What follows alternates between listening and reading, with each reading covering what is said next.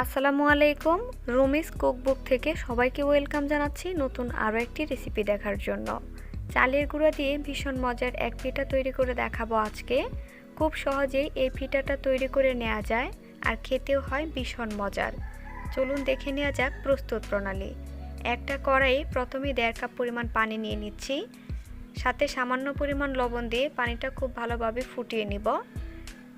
পানিতে বলক চলে আসলে আমি এখানে 1/3 কাপ পরিমাণ নারকেল দিয়ে দিচ্ছি। নারকেলটা হালকা মিশিয়ে নিয়ে এখন চালের গুঁড়া দিয়ে দিব। 1 কাপ চালের গুঁড়া দিয়ে আবারও খুব ভালোভাবে মিশিয়ে নিব। মিশিয়ে নেওয়া হয়ে গেলে ঢাকনা দিয়ে ঢেকে রাখবো 5 মিনিটের জন্য।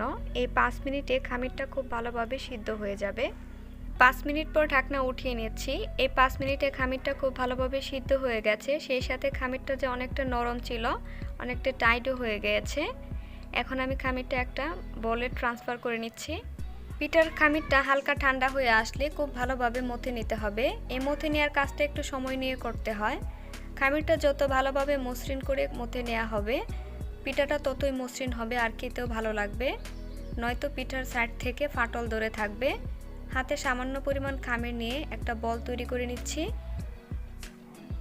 দেখতেই পাচ্ছেন আমি এরকম গোল একটা পিঠা শেপ করে নিচ্ছি। এখন একটা বোতল নিয়েছি ডিজাইন করার জন্য। ডিজাইন করার সময় যেন আটকে না যায় সেজন্য বোতলে আমি সামান্য পরিমাণ চালের গুঁড়া মিশিয়ে নিচ্ছি। এতে পিঠার ডিজাইনটা খুব ভালোভাবে হয়ে যাবে আর পিঠাটাও আটকে আসবে না, ডিজাইনটা খুব ভালোভাবে হয়ে যাবে। দেখতেই পাচ্ছেন পিঠাটা কেমনভাবে তৈরি করে নিয়েছি। একইভাবে আমি সবগুলো পিঠা বানিয়ে নেব। দেখতেই পাচ্ছেন পিঠার ডিজাইনগুলো দেখতে অনেক সুন্দর হয়। একইভাবে আমি সবগুলো পিঠা বানিয়ে নিয়েছি।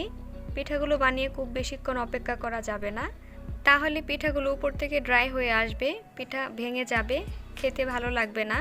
একটা কড়াইয়ে পরিমাণ মতো পানি নিয়ে পানিটাতে বলক উঠিয়ে ডিজাইন করে রাখা পিঠাগুলো দিয়ে দিচ্ছি। এভাবে আমি 7-8 মিনিটের মতো পিঠাগুলো সিদ্ধ করে নিব। ঢাকনা ছাড়াই খুব ভালোভাবে পিঠাগুলো সিদ্ধ করে নিতে হবে।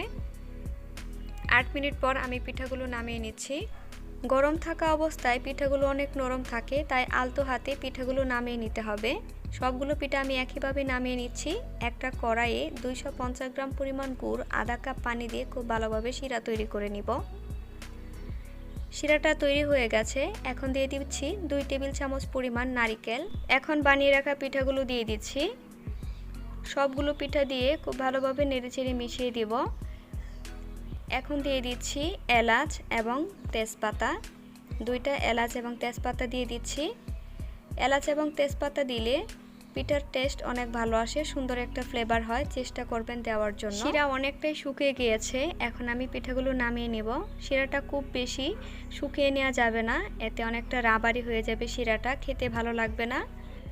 অল্প সময়ে এই পিঠাটা তৈরি করে নেওয়া যায়। মিষ্টি পিঠা পছন্দ হলে খুব সহজেই এই পিঠাটা তৈরি করে নিতে পারবেন। উপর থেকে শিরা দিয়ে দিলে পিঠাটা খেতেও যেরকম টেস্টি হয়, দেখতেও হয় অনেক সুন্দর। আশা করছি আজকের রেসিপিটি ভালো লেগেছে। ধন্যবাদ সবাইকে।